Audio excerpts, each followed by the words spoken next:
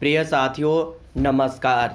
CA teacher academy में आपका स्वागत है। तो फ्रेंड्स आज हम लोग संविधान के बारे में पढ़ेंगे।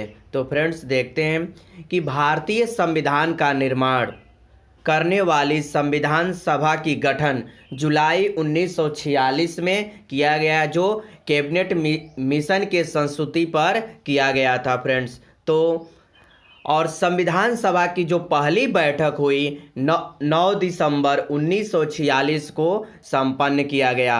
और अगला पॉइंट है कि मुस्लिम लीग ने संविधान सभा की पहली बैठक का बहिष्कार कर दिया, यानी मुस्लिम लीग जो था संविधान सभा की बैठक को अस्वीकार कर दिया, बहिष्कार कर दिया था। तो और इस बैठक में डॉक्टर सच्चिदानंद सिन्हा को सर्वसम्मति से संविधान सभा के अस्थायी नियुक्त किया गया है, यानी 9 दिसंबर 1946 को संविधान सभा का अस्थायी के रूप में डॉक्टर सच्चिदानंद सिन्हा को अध्यक्ष चुना गया।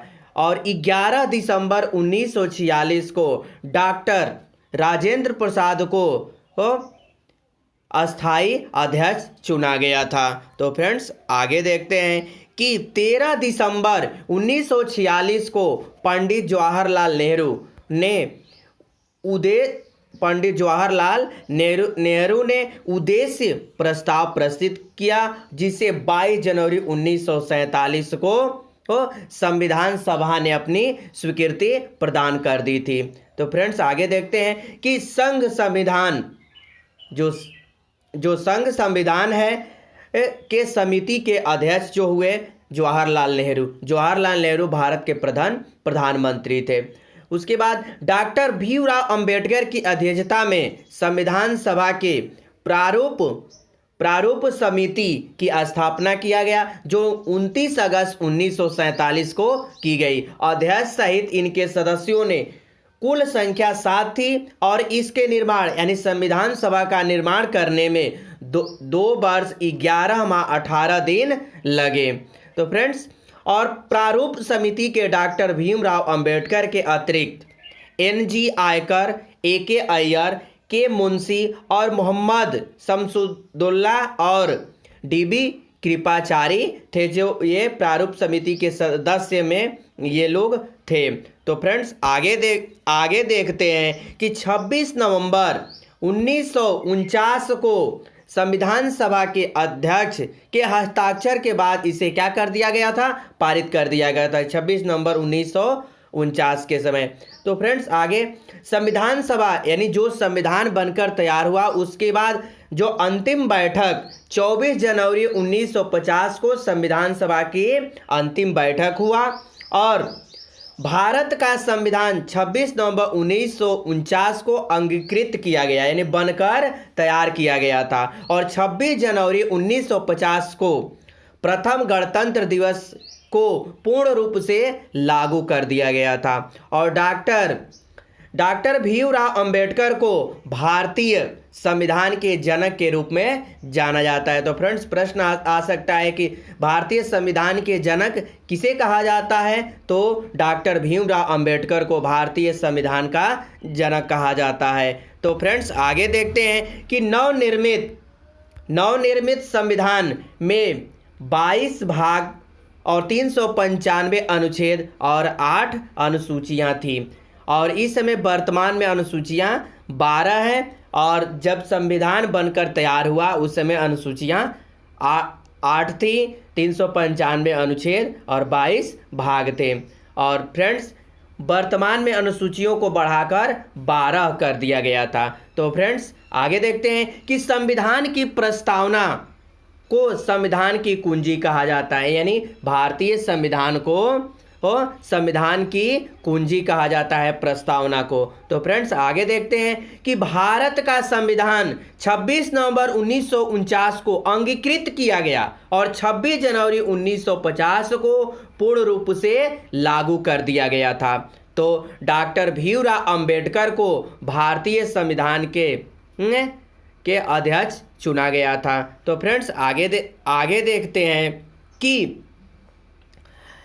कह रहे हैं कि नवनिर्मित भाग जो क्या है 295 अनुच्छेद 8 अनुसूचियां थी। वर्तमान में अनुसूचियों को बढ़ाकर 12 कर दिया गया था और संविधान की प्रस्तावना को संविधान की कुंजी भी कहा जाता है। अब देख लें संविधान के स्रोत, यानी संविधान में क्या क्या चीज़ें कहाँ से ली गई है। तो ब्रिटेन जो है संसद जो होता है, संसदीय शासन और विधि निर्माण की प्रक्रिया, एकल नागरिकता और द्विसदन व्यवस्था जो क्या है, ब्रिटेन देश से लिया गया था। और भारत एकल नागरिकता है और अमेरिका देश है दोहरी नागरिकता की व्यवस्था अमेरिका में है।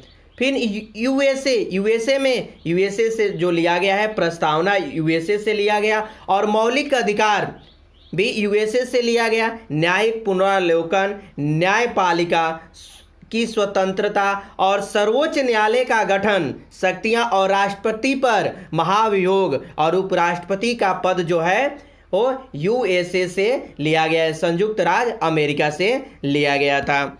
तो फ्रेंड्स आगे देखते हैं कि कनाडा से जो संघ व्यवस्था और अवशिष्ट शक्तियों का केंद्र के पास होना और केंद्र के राज्यपाल की नियुक्ति करना जो है कनाडा से लिया गया था। और आयरलैंड से क्या लिया गया, नीति निर्देशक तत्व और राष्ट्रपति का निर्वाचन और उच्च सदन के सदस्यों को मनोनीत करने का प्रावधान जो है आयरलैंड से लिया गया था। तो फ्रेंड्स आगे देखते हैं कि जर्मनी से आपातकाल उपबंध लिया गया था, यानी आपातकाल।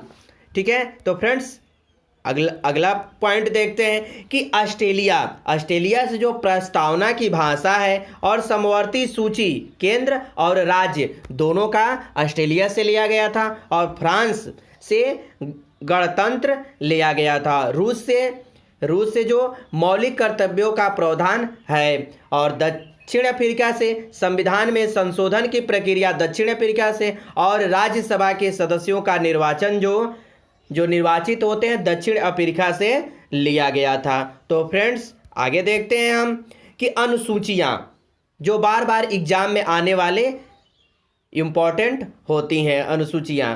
तो भारतीय संविधान में 12 अनुसूचियां हैं और भारत में जब संविधान बनकर तैयार हुआ था उस समय 8 अनुसूचियां थी, जबकि मूल संविधान में 8 अनुसूचियां थी। तो फ्रेंड्स आगे देखते हैं कि संविधान की पहली अनुसूची जो होती है उसमें संघ एवं राज्य क्षेत्रों का वर्णन प्रस्तुत किया जाता है।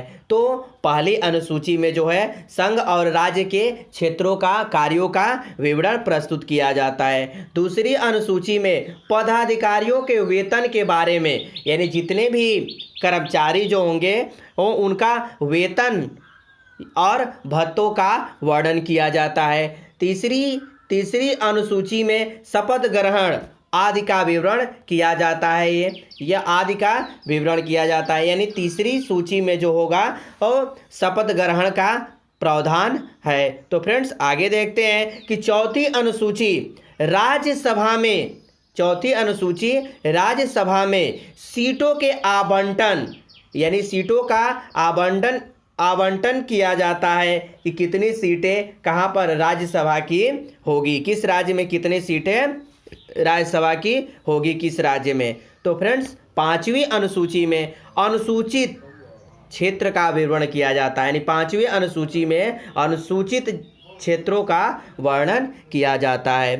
तो फ्रेंड्स अगला प्रश्न को देखते हैं कि 6वीं अनुसूची में, यानी 6वीं अनुसूची में असम राज्य, मेघालय, त्रिपुरा और मिजोरम राज्यों के प्रशासन से संबंधित है, यानी उनके जितने भी राज्य के प्रशासन अधिकारी जो होंगे इस 6वीं सूची में असम, मेघालय, त्रिपुरा और मिजोरम राज्यों के प्रशासन से संबंधित है।